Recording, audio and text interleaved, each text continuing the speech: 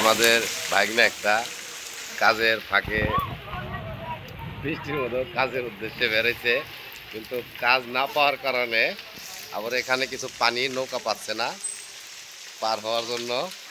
ওই যে দেখেন, এর জন্য উনি যাইতে পারতেছে না কোথাও। ওখানে দাঁড়িয়ে রয়েছে, চারপাশে পানি।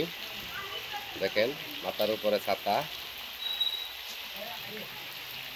দেখেন কষ্ট হলেও উনি চলে আসছে এদিকে আসতেছে। দেখেন কত কষ্ট করে আসছে। দেখেন রাস্তা থুয়ে মানুষের দোকানের উপর দিয়ে তারপরে আসতেছে। দেখেন আপনারা, দেখেন আপনি কিছু আমাদের